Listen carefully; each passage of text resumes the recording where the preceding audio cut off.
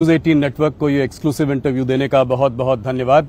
हम आपके शहर में हैं, आपकी कंस्टिट्यूएंसी गांधीनगर में हैं, साबरमती रिवर फ्रंट पे हैं। शुरुआत करते हैं, अगर आप पहले दो फेजेस को देखें और इसकी चर्चा काफी चल रही है कि वोटर टर्नआउट थोड़ा लो रहा है, कुछ स्टेट्स में 5-6% भी नीचे रहा है वोटर टर्नआउट।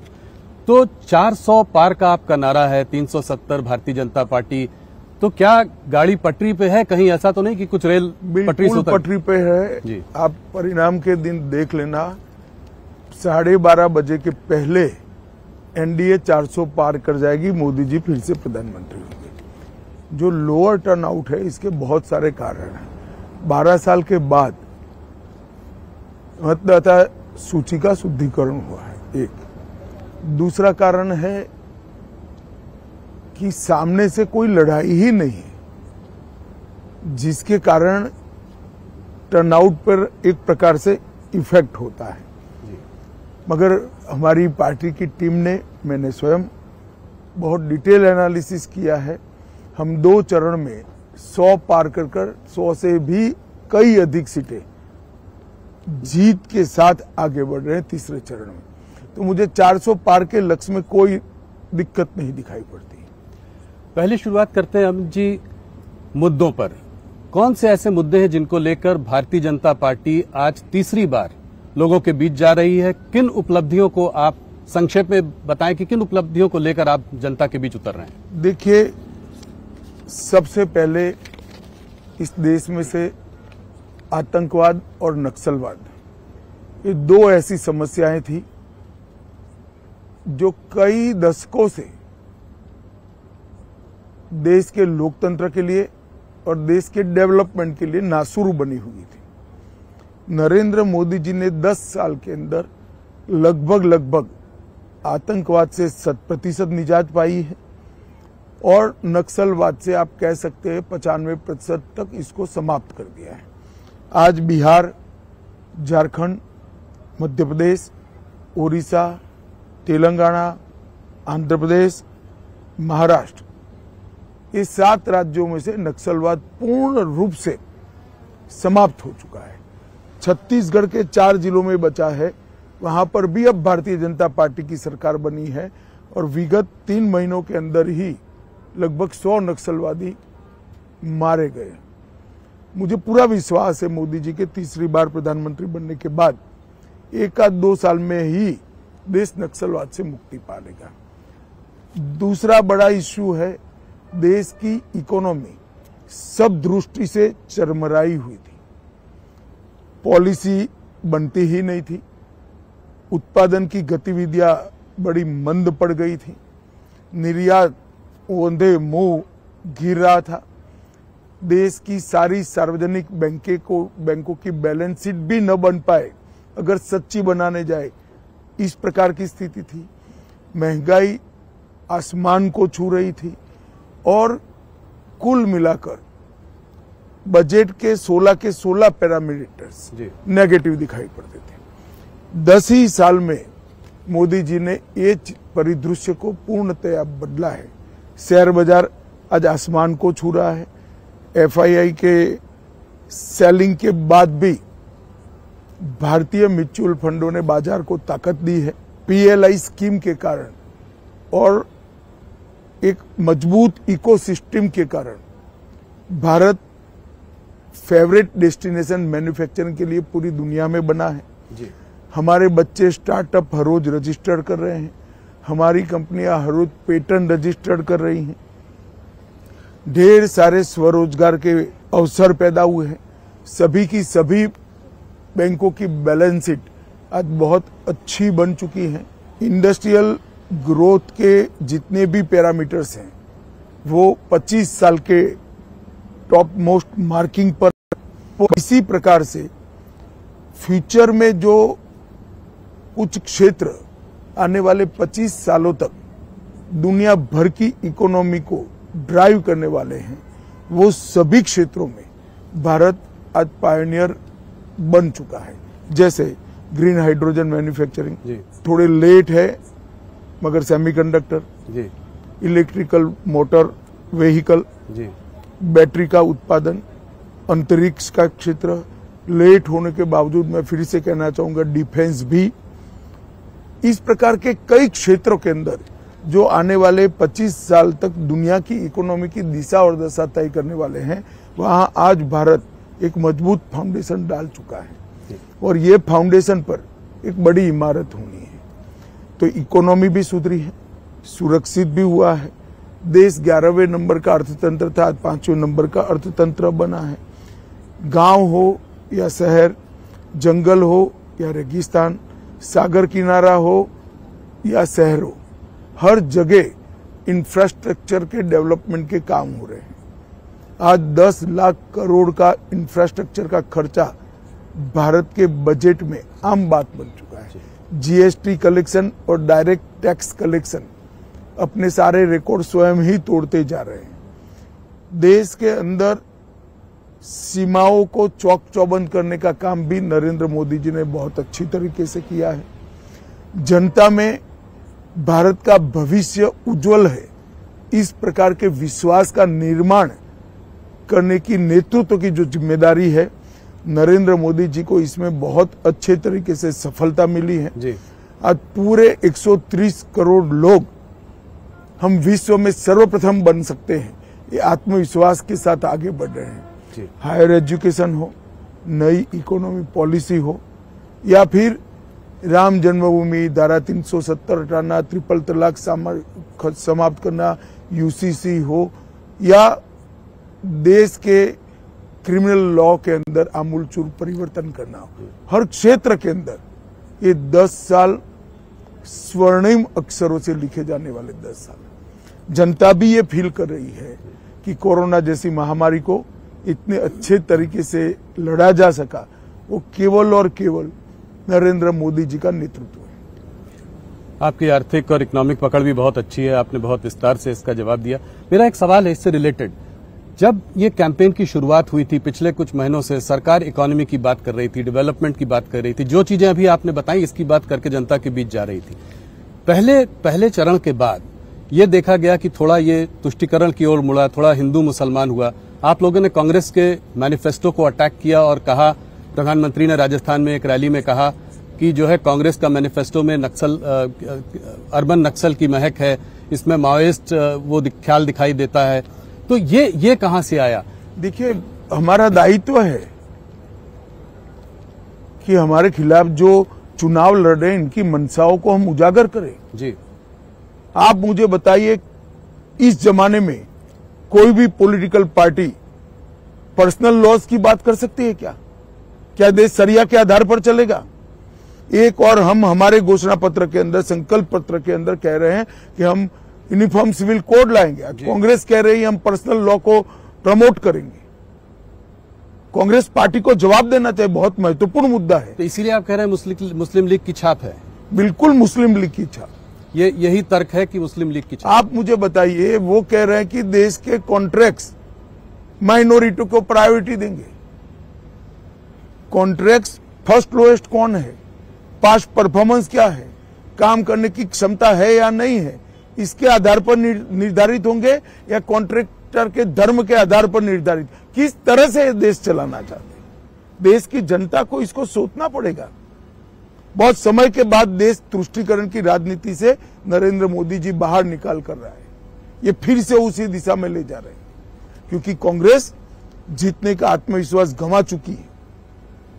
प्रधानमंत्री जी ने उस रैली में यह भी कहा कि सबकी जमा पूंजी को चेक करके वेल्थ को रीडिस्ट्रीब्यूट किया जाएगा और वेल्थ रीडिस्ट्रीब्यूट करके मुसलमानों और घुसपैठियों को दिया जाएगा। ये कहां से आता है? ये वहां से आता है, देश के प्रधानमंत्री, तत्कालीन प्रधानमंत्री मनमोहन सिंह का बयान है, बड़ा प्रसिद्ध बयान था जी, कि इस देश के संसाधनों पर सबसे पहला अधिकार माइनॉरिटी का और माइनॉरिटी में भी मुसलमानों का है जी। अब जब वेल्थ डिस्ट्रीब्यूट करने की बात आती है तो संसाधन से ही होगी जी। सरकार उसको लोगों की संपत्ति को लेकर डिस्ट्रीब्यूट करेगी। तो और मैं कहता हूं कि अगर ये सच नहीं है तो कांग्रेस पार्टी बताए इसका मतलब क्या है? नहीं, वो कह रहे हैं, राहुल गांधी ने साफ साफ कहा है कि अगर जो है वो लोग सरकार बनाएंगे तो एक नेशन वाइड एक्सरे होगा। एक्सरे होगा जिससे कि सोशियो इकोनॉमिक स्टेटस लोगों का पता किया जाएगा, किस वर्ग किस जाति के पास कितनी दौलत है, कितना धन है, इंस्टीट्यूशंस में कितनी भागीदारी है, और उस हिसाब से रिडिस्ट्रीब्यूशन होगा। तो इस हिसाब से रिडिस्ट्रीब्यूशन में इनकी प्रायोरिटी तय है। वो कहते हैं इनइक्वालिटी को खत्म करने का यही तरीका है। वो उनकी समझ है। मुझे लगता है इतनी पुरानी पार्टी ने अपना मैनिफेस्टो माइनॉरिटीज और एक्सट्रीम लेफ्ट आइडियोलॉजी वाले लोगों को आउटसोर्स किया है। तो जो मंगलसूत्र की बात है वो कहां से आती है? वो इसी का एक स्वाभाविक रूप से जब वेल्थ आती है तो सारी चीजें इंक्लूड होती हैं। तो स्त्री धन हो गया, लोगों के पास जो जितनी जमा पूंजी है वो हो गई, प्रॉपर्टी। इनहेरिटेंस टैक्स की बात की थी सैम पटवाड़ा जी ने, उसको आप कैसे देखते हैं? देखिए, मुझे लगता है कि सैम पित्रोड़ा एक आइवरी टावर में जी रहे हैं। इनको इस देश के संस्कार, इस देश की जनता का मूड और इस देश की परंपराओं से कोई लेन देन नहीं। तो आप कभी नहीं लाएंगे इसको, इनहेरिटेंस टैक्स को, विरासत टैक्स कभी नहीं लाएंगे? हमने हमारा संकल्प पत्र जनता के सामने पारदर्शिता के साथ रख दिया। इसमें सारी बातें, हम कुछ छिपा कर नहीं करेंगे। एक और बात जो है, जो चर्चा में है इस वक्त, वो ये है कि मैनिफेस्टो को कांग्रेस के देखते हुए आप लोग कह रहे हैं कि ये ओबीसी रिजर्वेशन को काटकर मुसलमानों को दे देंगी। इस मैनिफेस्टो नहीं, ये कर चुके हैं जी। कर्नाटक में उनकी सरकार थी, रातों रात कर्नाटक के सारे मुसलमान को बैकवर्ड बना दिया। ना बैकवर्डनेस का सर्वे हुआ, ना कोई कमीशन बना, धर्म के आधार पर सारे लोगों को बैकवर्ड घोषित कर दिया और उनको रिजर्वेशन भी दिया। अब ये रिजर्वेशन जो कटा वो ओबीसी का ही कटा है। इसी तरह से आंध्र प्रदेश में, संयुक्त आंध्र में जब उनकी सरकार थी, मुसलमानों को रिजर्वेशन दे दिया। तो ये किसका कटता है? एसटी, एससी, ओबीसी का ही कटता है। जब ये बात मैंने कही कि हम धर्म के आधार पर रिजर्वेशन को समाप्त कर देंगे, तो मेरे वीडियो को तोड़ मरोड़ कर जनता के सामने पेश किया। राहुल गांधी के राजनीति के अंदर कांग्रेस की कमान संभालने के बाद राजनीति का स्तर सतत सातत्यपूर्ण तरीके से राहुल गांधी गिरा रहे हैं। संसद में आप बहस नहीं कर सकते हो, शोर शराबा करना, बहिष्कार कर देना, बोलने नहीं देना, डिबेट में हिस्सा नहीं लेना और बाहर निकलकर प्रेस करना कि हमारे साथ अन्याय हो रहा है। क्या समझते देश की जनता को? देश की जनता ये सब नहीं जानती है। देश की जनता ये सब चीजें बहुत अच्छे तरीके से जानती है। लोकतंत्र में हेल्दी डिबेट होनी चाहिए और आप लोग भी उनको कुछ नहीं पूछते हो जी। आप लोगों को भी पूछना चाहिए, मगर आप लोग सवाल हमें ही पूछते हो, उनको नहीं पूछते हैं। नहीं, जरूर उनसे भी पूछ रहे हैं हम लोग, हमारी टीम लगी हुई है। एक बात जो है कास्ट सेंसस की है, इसी से जुड़ा हुआ सवाल है। कास्ट सेंसस की है, उसके बारे में वो बात करते रहते हैं, कहते हैं जितनी आबादी उतना हक। इसको आप कैसे देखते हैं? कितने साल तक इस देश में कांग्रेस का शासन रहा? 55 साल तक रहा, कभी नहीं कराया। अब जब लगातार हार रहे हैं तब ये सारे चीजों को वो बोल रहे हैं, इनकी मंशा नहीं है। इस देश में पिछड़ा वर्ग विरोधी कोई पार्टी है तो एकमात्र पार्टी है कांग्रेस पार्टी। काका साहेब कालेलकर कमीशन को इन्होंने सालों तक ओपन ही नहीं किया जी। मंडल कमीशन को दबा कर रखा जी। सेंट्रल के इंस्टीट्यूशन में ओबीसी को, पिछड़ा वर्ग के लोगों को रिजर्वेशन नहीं दिया। जब मंडल कमीशन लागू हो रहा था, विपक्ष के नेता के रूप में राजीव गांधी ने 2 घंटे का विरोध का भाषण कराया। राहुल गांधी ने जरा वो भाषण पढ़ लेना चाहिए। और हमने तो देश को सबसे सफल प्रधानमंत्री, पिछड़ा वर्ग से और गरीब के घर से पैदा हुआ नेचुरल लीडर नरेंद्र मोदी हमने देने का काम किया।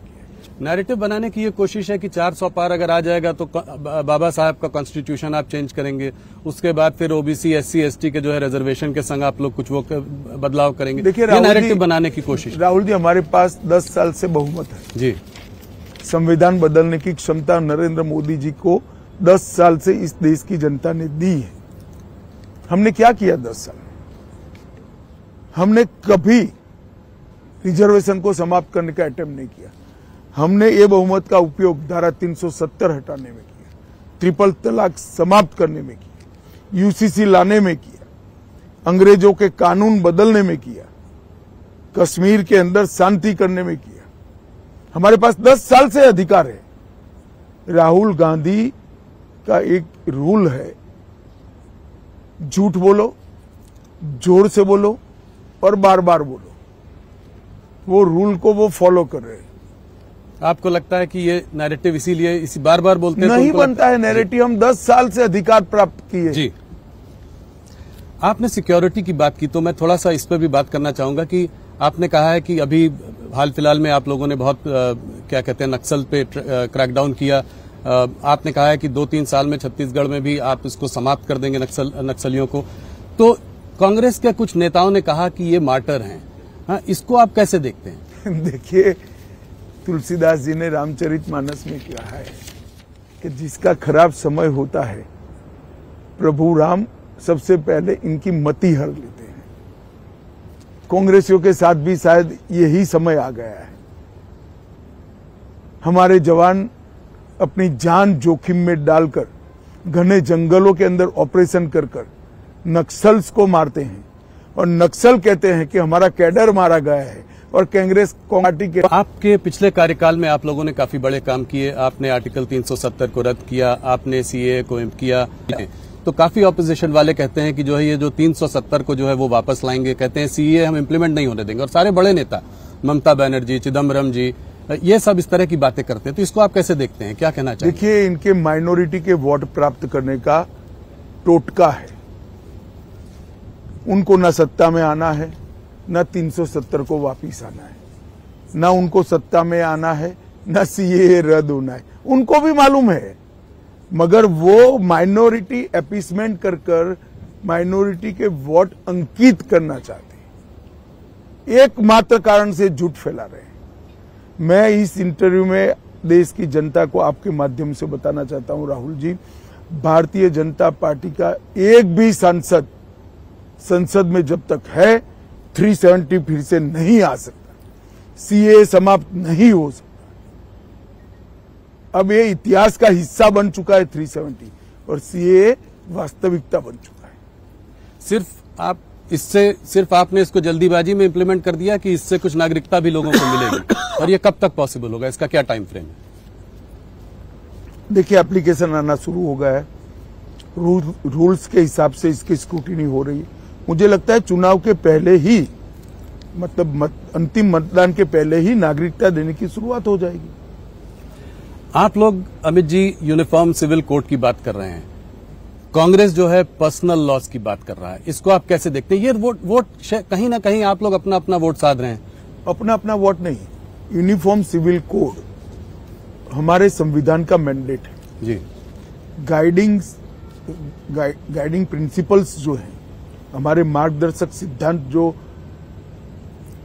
संविधान ने हमारे लिए बनाए, उसमें लिखा गया है कि देश के विधानमंडल और देश की संसद ने उचित समय पर यह प्रयास करना होगा कि इस देश में यूनिफॉर्म सिविल कोड लागू हो। मुझे लगता है उचित समय आ गया है और ये आज से हम नहीं कह रहे जी। हमारी पार्टी बनी इसके पहले घोषणा पत्र में था कि देश में धर्म के आधार पर कानून नहीं होना चाहिए, यूनिफॉर्म सिविल कोड होना चाहिए। अगर ये देश पंथ निरपेक्ष है तो धर्म के आधार पर कानून कैसे हो सकते हैं? जी।